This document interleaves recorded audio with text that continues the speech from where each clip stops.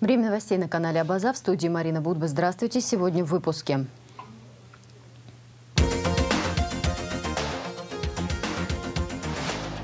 Очередь расписана до конца июня. Значительный рост спроса на вакцинацию от коронавируса наблюдают медики за последнюю неделю.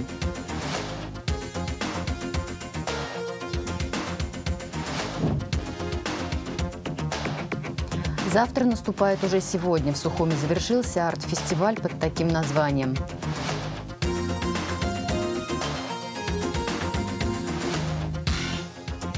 Радиотеатр в смартфоне. Новый проект стартовал в Абхазском государственном драматическом театре имени Самсона Чанба. Начнем с международной новости. Башар аль-Асад победил на выборах президента Сирийской Арабской Республики после того, как получил 13 миллионов 540 тысяч голосов избирателей в Сирии и за ее пределами, сообщает официальный сайт президента Сирии. Башар Асад получил 95,1% голосов избирателей и уже заявил о новом этапе в истории страны. На избирательные участки пришли более 14 миллионов человек. Явка составила 78%. Было открыто более 12 тысяч избирательных участков, работа которых была продлена на 5 часов из-за большого количества желающих проголосовать. В качестве международных наблюдателей на выборах принимали участие представители из Абхазии, России, Южной Осетии, Китая, Ирана, Ирака и Беларуси. Президент Абхазии Аслан Бжаня поздравил Башара Асада с убедительной победой на выборах президента Сирийской Арабской Республики. Об этом сообщает пресс-служба главы государства. Итоги всенародного голосования свидетельствуют о высокой поддержке народом Сирии вашей политики, направленной на защиту суверенитета и территориальной целостности страны. Ваше личное мужество, подвиг сирийского народа, который под вашим предводительством смог спасти свою родину от международных террористов, заслуживает восхищения. Говорится в частности в поздравлении. Бжаня поблагодарил сирийского коллегу за теплый прием, оказанный ему и всей абхазской делегации в ходе недавнего официального визита в Сирию. Итоги визита, несомненно, окажут большое положительное влияние на развитие всесторонних взаимовыгодных отношений между Абхазией и Сирией во благо народов наших стран, подчеркнул Бжаня. Президент пожелал коллеге крепкого здоровья, новых побед в деле служения Сирийской Арабской Республики, а народу Сирии мира и благоденствия. Поздравления с победой на выборах в адрес вновь избранного президента Сирии направил спикер Народного собрания парламента Абхазии Валерий Кварчия. В поздравительном адресе, в частности, отмечается: результаты голосования и ваша убедительная победа на президентских выборах свидетельствуют о вашем высоком авторитете и широкой поддержке сирийским народом проводимого вами политического курса. Подтверждаю нашу готовность к продолжению совместной работы по дальнейшему развитию многопланового сотрудничества между Республикой Абхазия и Сирийской Арабской Республикой.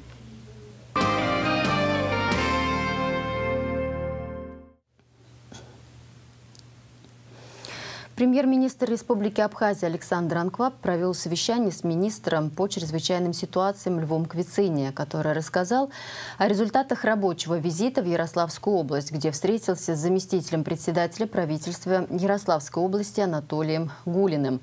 Результатом встречи стало заключение соглашения между МЧС Абхазии и Ярославским медицинским университетом, в соответствии с которым МЧС Абхазии получает возможность целевого направления абхазских абитуриентов для учебы на факультете лечебное дело с дальнейшей специализацией как врача экстренной помощи медицины катастроф. По словам министра, в течение месяца в ведомстве проведут отбор претендентов на обучение в вузе. Помимо этого, министр доложил о поисках российского туриста в верховьях реки Гумисты, которые начались 12 мая. Поисковая группа достигла базового лагеря, на месте которого туриста не оказалось. Затем дважды был исследован возвратный маршрут по направлению с гор к побережью. Кроме того, сотрудники МЧС Абхазии 28 мая приступают к исследованию территории с воздуха. В Абхазии зарегистрировано 6 случаев британского штамма коронавируса SARS-CoV-2 со специфической симптоматикой и подтвержденным исследованием биоматериала на базе Ставропольского противочумного института Роспотребнадзора. Об этом стало известно в ходе рабочего совещания премьер-министра Александра Анкваб с министром здравоохранения Эдуардом Будба, главным санитарным врачом страны Людмилой Скорик, главным санитарным врачом столицы Аллой Беляевой, руководителем аппарата Кабинета министров Давидом Сангулия. Участники обсудили темпы прививания населения от коронавирусной инфекции. По сообщению Минздрава, по ситуации на 28 мая привились в Абхазии 976 человек. С каждым днем количество вакцинирующихся за сутки увеличивается в среднем на 30%. 27 мая в столице прошли вакцинацию 142 человека. Показатель планируется удвоить, как только препарат начнет применять в районах. По данным Будба, продолжается распределение препарата по городам Абхазии. К тому же в столице откроется дополнительный пункт вакцинации. Медики также рассказали премьер-министру о планируемой совместно с российскими коллегами программе по изучению иммунного статуса разных возрастных групп на антитела к коронавирусу, который начнется во второй декаде июня и продлится несколько недель. Александр Анкваб поручил тщательно контролировать соблюдение условий транспортировки и хранения вакцины, отслеживать состояние показателей иммунного статуса вакцинируемых граждан, проводить подготовку ко второму этапу вакцинации в республике. Согласно сообщению оперативного штаба, за 28 мая тестирование на коронавирусную инфекцию проведено у 173 человек. Диагноз COVID-19 подтвержден у 18 из них. Общее число выявленных заболевших коронавирусом в Абхазии на сегодняшний день составляет 15 292 человека. Зарегистрировано 230 летальных случаев, выздоровели 14 589 человек. Значительный рост спроса на вакцинацию от коронавируса констатируют медики за последнюю неделю. Более 650 жителей Сухума уже поставили первую дозу вакцины, а очередь желающих расписана до конца июня. Подробнее Надежда Боровикова. Спрос на вакцинацию от коронавируса в Сухуме растет с каждым днем. Количество ожидающих в коридоре увеличилось значительно по сравнению с первыми днями. Только в первой поликлинике принимают по 50 человек в день. Диана Твардвая записалась неделю назад, и это, считается, повезло. На 28 мая оставалось одно место. Неделю назад. Там место, говорит, одно есть, вам дадим. Пожалуйста, прошла. Я и не боюсь. Всем советую, чтобы сделали. В основном в очереди люди пенсионного возраста. Немного волнуются, говорят, начитались в интернете ужасов, опасаются реакции на вакцину. Но тут же соглашаются, что о реальных случаях тяжелой реакции на спутник Ви никогда не слышали. Наталья Богателия зато очень хорошо знает, какие осложнения могут быть после ковида. Сын мой, он переболел и не знал, что болел. А в больницу уже, когда попал с такими осложнениями, что уже ковида у него не было, а осложнения ужасные были. На все. И легкие, почки, и поджелудочная. Короче, все, что вот у тебя слабое, оно на все дает осложнение. Главврач первой поликлиники Лиана Ампар подтверждает рост спроса. Очередь на вакцинацию уже расписана до конца июня. Спрос на вакцинацию большой. На сегодняшний день нами привито 420 человек. На сегодняшний день у нас прививается 50 человек. Запись идет до 27 июня. Сама процедура проходит быстро и безболезненно. После нее нужно полчаса находиться в медучреждении. Пока все нормально, не знаю.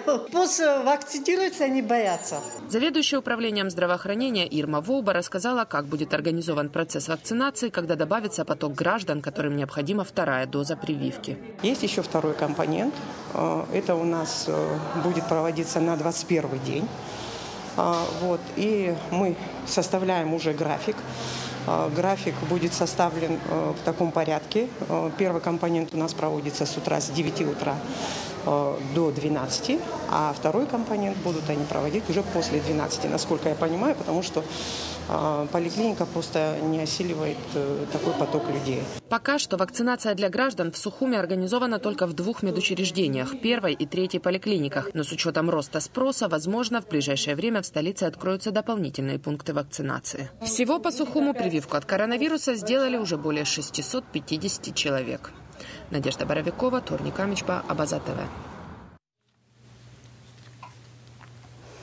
Министр здравоохранения Эдуард Будба ознакомился с работой и условиями оказания медицинской помощи пациентам в больницах городов Гала, Чимчира и Ткварчал.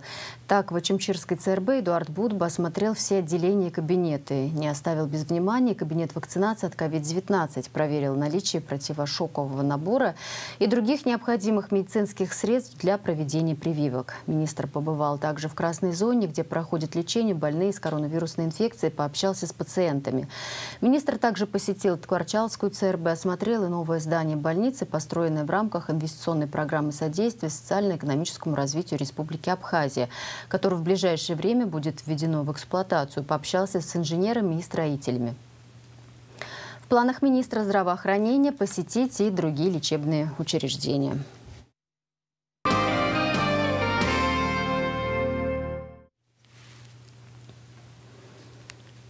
27 мая состоялось заседание Политсовета Республиканской политической партии «Форум народного единства Абхазии». С отчетом о деятельности партии выступил председатель партии Аслан Барцыц. Вниманию членов Политсовета были предложены тезисы развернутого документа, подготовленного политической партией ФНЯ по вопросу истории становления государственности Абхазии. Члены Политсовета были ознакомлены с содержанием нового развернутого заявления партии, которое будет размещено в социальных сетях и в СМИ в ближайшее время с учетом высказанных на заседании мнений и точек зрения. Документ посвящен актуальным общественно-политическим и социально-экономическим проблемам, накопившимся в стране за последнее время. Гулрыбский районный суд продолжает рассматривать уголовное дело в отношении Ахрикавицба и его иностранных товарищей. Суд находится еще на стадии допроса свидетелей, представленных государственным обвинением. На очередном заседании 28 мая были зачитаны две экспертизы – дактилоскопическая и баллистическая. По каждой из них был допрошен эксперт, составляющий документ. Также суд допросил одного из понятых и родственника обвиняемого Авицба. Все подробности в наших ближайших выпусках. Напомним, что Ахрик Авицба вместе с другими подсудимыми обвиняются по статье о незаконном хранении оружия с группой лиц по предварительному сговору. Им грозит от 2 до 6 лет лишения свободы. Статья считается тяжкой.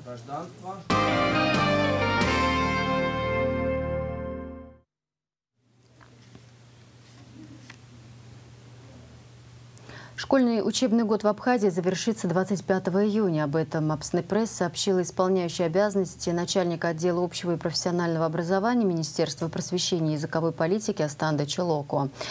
Всего в этом году выпускникам предстоит сдать 3 выпускных экзамена, 2 письменных изложения на родном языке, математику и 1 устный по истории Абхазии. Все экзамены завершатся 3 июля.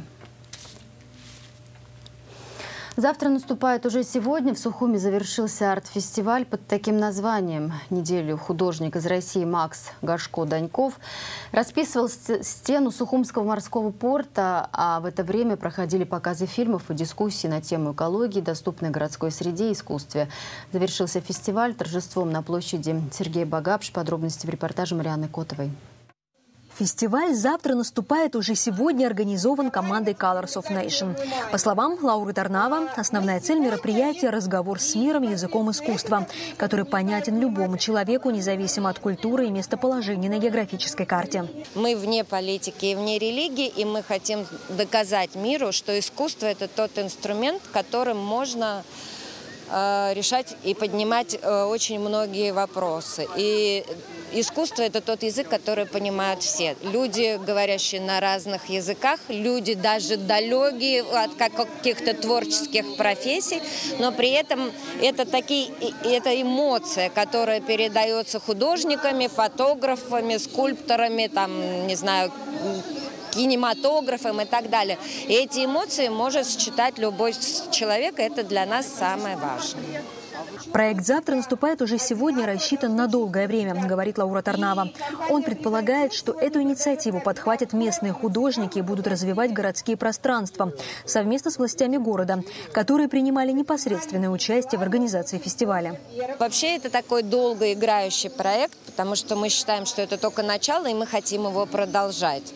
Мы также привлекли, мы в течение всего этого мероприятия, которое длилось неделю, потому что объем был большой, этот мурал занимает много места, ему пришлось на это потратить неделю.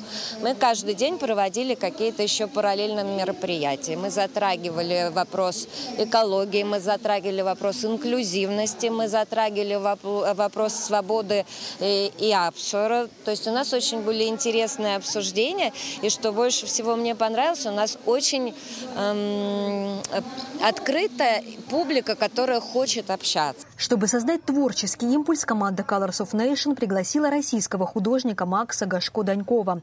По его словам, у Сухума, да и в целом у Абхазии, есть большой потенциал для развития стрит-арта. У вас есть все то, чего нет у нас. У нас все обложено законодательными нормами. Мы не можем пойти и писать на улице и делать это так, как мы хотим, потому что либо это закрасит ЖКХ, либо еще что-то и так далее.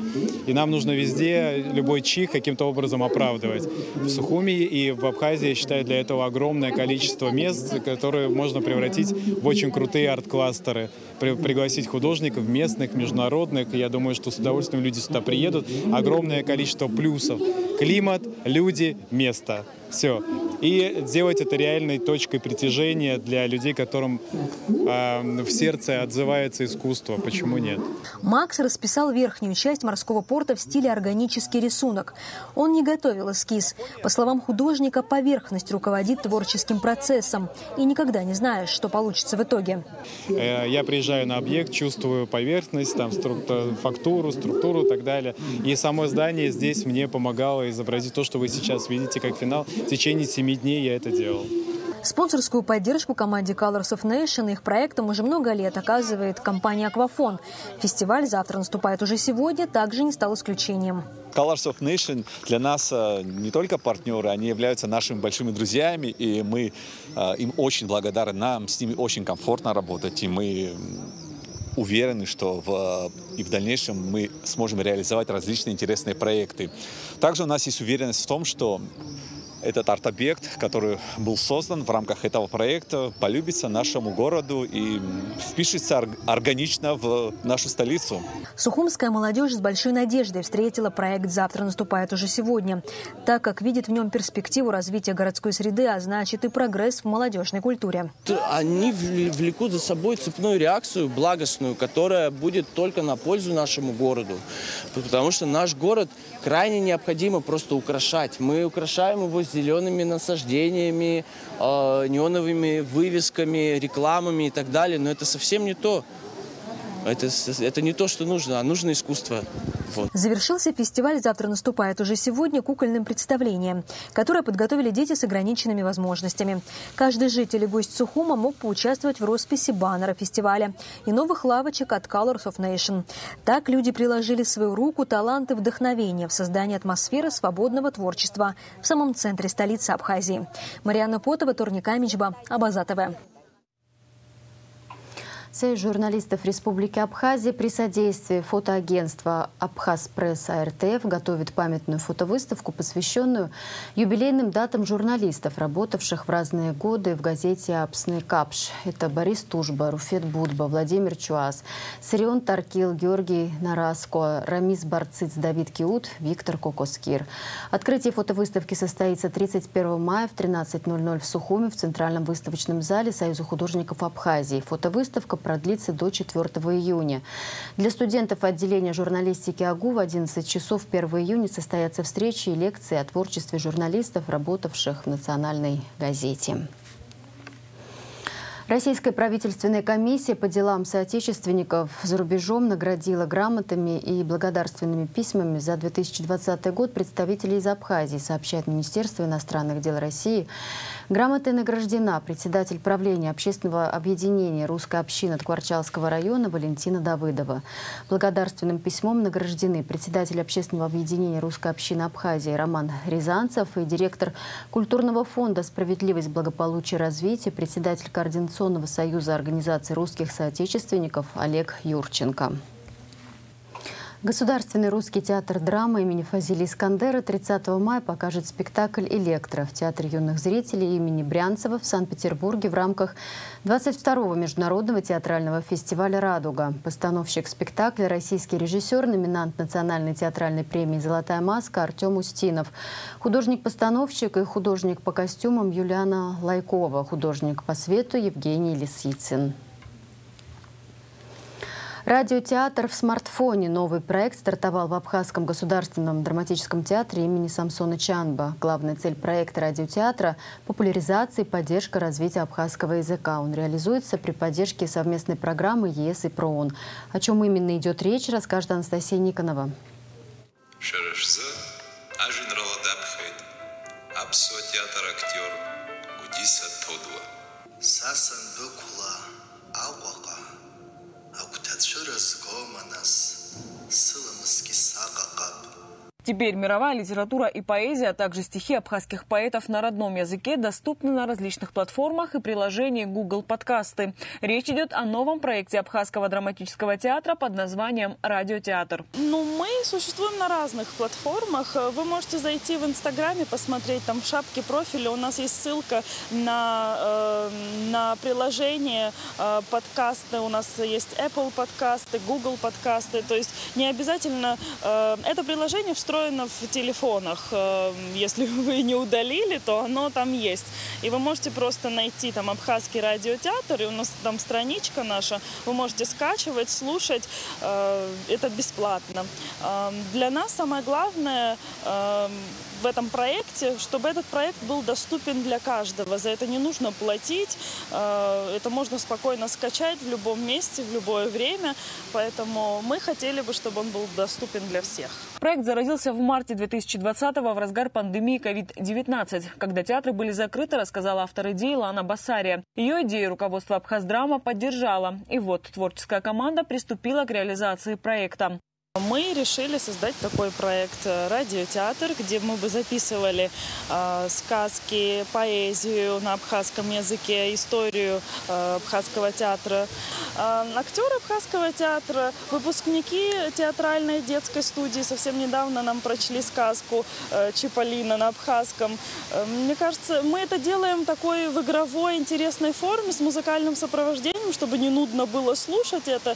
И сказки обычно там 3-4 минуты, чтобы это тоже было весело и интересно слушать. Но главная цель проекта радиотеатра – популяризация и поддержка развития абхазского языка. Более того, отмечает Лана Басария, многочисленная абхазская диаспора, живущая в разных точках мира, имеет возможность слушать родной язык и произведения на нем прямо в телефоне. Я давно хотела подобное что-то создать в Абхазии. Когда я училась в Лондоне, я в свободное время преподавала абхазский язык нашей диаспоре. И я столкнулась тогда с проблемой, что у нас нет достаточного материала, чтобы дать им послушать, посмотреть. Они хотели сказки послушать на абхазском, просто абхазскую речь, чтобы скачивать в телефоне, слушать дома после занятий. И потом я вдохновлялась разными другими платформами, которые этим занимаются. Поэтому, когда я пришла работать в Абхазский театр, предложила руководству такую идею, она была одобрена. И вот сегодня мы все вместе работаем над этим. Проект «Радиотеатр» успешно реализовывается и становится востребованным. Авторы идеи собираются вносить новые рубрики, среди которых будут как история абхазского театра, так и творческие юмористические рубрики.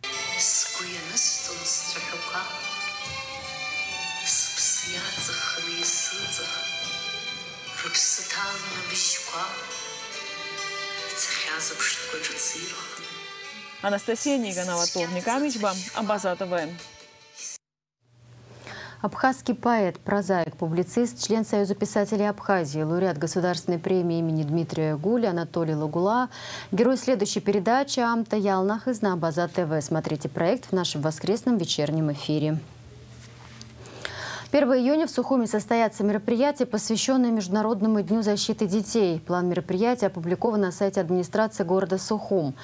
Так, в 8:00 на набережной Махаджиров благотворительный забег за лучший старт в жизни каждого ребенка. В 10:00 у драмтеатра конкурс рисунков на асфальте «Мир глазами детей». С 11 до 20:00 благотворительная акция «Праздник детства. Добрый картофель». Анимационная программа «Ярмарка под открытым небом». С 12 до 14:00 здесь же на набережной анимационная программа для детей с ограниченными возможностями. Кроме того, в 17:00 выставка работ детских художественных студий, а в 19 часов на стадионе «Динамо» мастер-класс чемпиона UFC Хабиба Нурмагомедова. На площади Сергея Багапш в 19:30 детский праздничный фестиваль молодых исполнителей популярной песни «Абжиз Хоу». В Абхазии пройдет конкурс красоты «Мисс и Миссис России. Земля-2021». Финал конкурса состоится 13 июня в Абхазском государственном драматическом театре имени Чанба в присутствии зрителей. В нем примут участие более 50 девушек из 30 регионов России и самой Абхазии. Победители в 2 номинациях, помимо короны и ленты, получат возможность участия в конкурсе «Мисс» и «Миссис Земля-2021», который пройдет в Лас-Вегасе. Спорт. Харитон Агроба проведет свой 6-й бой на профессиональном ринге 4 июня на боксерском шоу в Санкт-Петербурге. Бой пройдет в 10-раундовом поединке. В первом полусреднем весе Харитон Агроба встретится со спортсменом из Перу Хесусом Браво. Мой соперник достаточно бьющий парень. У него за плечами 19 побед, 17 из них нокаутом и 3 поражения. К этому бою я подошел в очень хорошей форме. Встреча пройдет в весовой категории 63,5 килограмма, сказал Харитон Агроба в интервью «Спутник». Предстоящий поединок абхазский боксер ждет с большим нетерпением. В завершении выпуска прогноз погоды.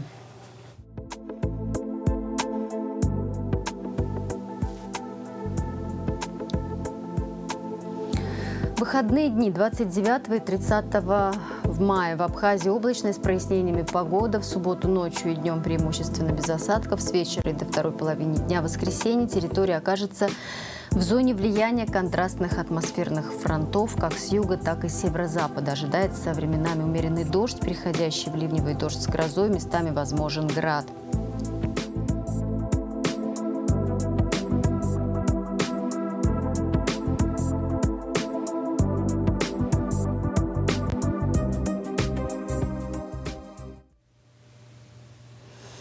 На этом пока все. За развитием событий следите вместе с нами на сайте Абаза ТВ. До встречи в эфире. Хороших выходных.